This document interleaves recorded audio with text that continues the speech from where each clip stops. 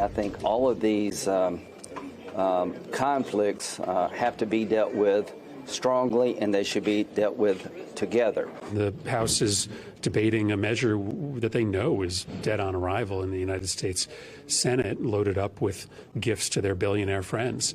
Senator Schumer and I are in the same place in the sense that we view all of these problems as connected. Would you say that whatever the House sends over at the end of this week, if it's just Israel, is dead on arrival? Look, the bottom line is it's not a serious proposal.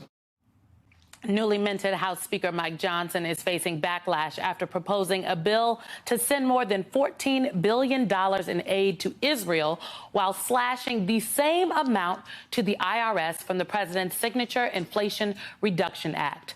For more, I want to bring in Basil Schmeichel, Democratic strategist and the former executive director of the New York State Democratic Party, and former Florida Republican Congressman Carlos Curbelo.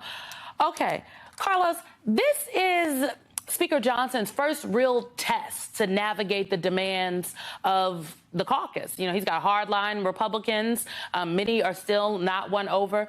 Who exactly was this proposal for? Well, Simone, this is the easy part. The House is majoritarian. The House is very good at announcing its opening position. Where Republican speakers and leaders have gotten in trouble is when they actually have to negotiate, when they have to take into account that Congress cannot act unless both chambers pass a bill, and that bill does not become law unless the president signs it. So this is the easy part for Speaker Johnson, putting out something that all Republicans can support. When it comes down to negotiate and to explain to some of his Republican colleagues that they can't have everything they want and ignore the other side of the Capitol and the executive branch, that's when he's going to have a problem. And that's where he has to avoid getting stuck the way Kevin McCarthy and other Republican speakers have gotten stuck in the past, because some of their members will make unreasonable demands. And Mike Johnson, just like Kevin McCarthy, does not have many votes to spare. Basil, he does not have many votes to spare, yet out of the gate, he has put forward a bill that, you know, Senator Schumer has said is not serious, essentially, that it's not going to pass. So what is your reaction to this and the fact that, you know, Biden had border security dollars in his proposal in addition to aid for Ukraine and Taiwan? None of that is in Speaker Johnson's bill.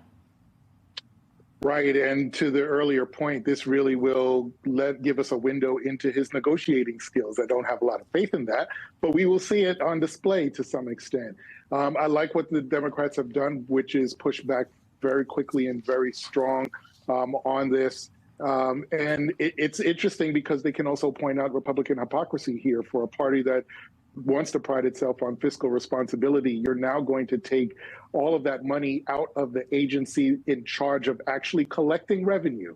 How do those things sort of go together? And the fact that it is money that's meant to go after a lot of the very wealthy who have found ways to hide their money really does show you what the Republicans are about right now. Yes, it might be an opening bargaining position, but even Mitch McConnell has said that he stands with Ukraine. He said that standing with the Ukraine ambassador.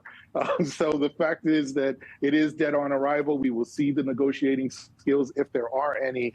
And maybe he falls into the same trap as McCarthy, maybe not. But it is good to see that the Democrats have pushed back as strongly as they have.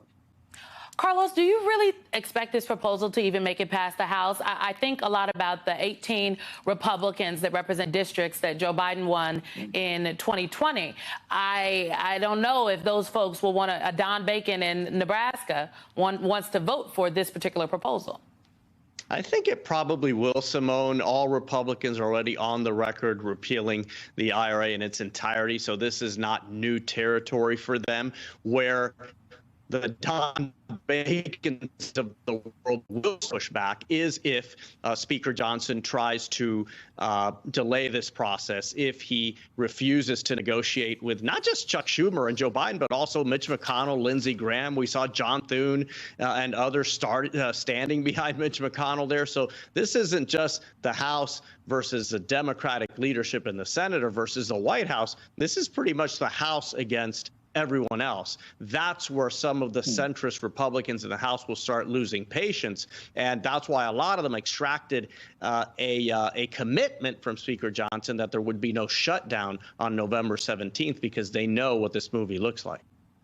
Basil, do you think we're going to see an Oval Office meeting with Mike Johnson, President Biden, McConnell, and Schumer? I don't know that you'll see that full, robust meeting take place.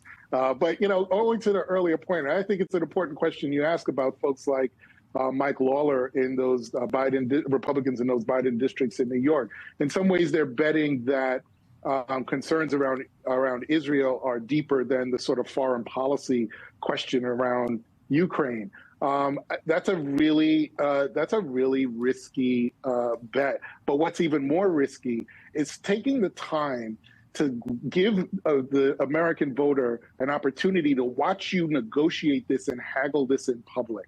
I don't know that that's a winning strategy for Republicans, because voters and Democrats will very squarely blame Republicans for dragging this out and creating this precedent for American safety and security and foreign policy that just doesn't match what we've done in the past. We'll have to see. We'll be watching. Basil Schmeichel, Carlos Curbelo, thank you very much.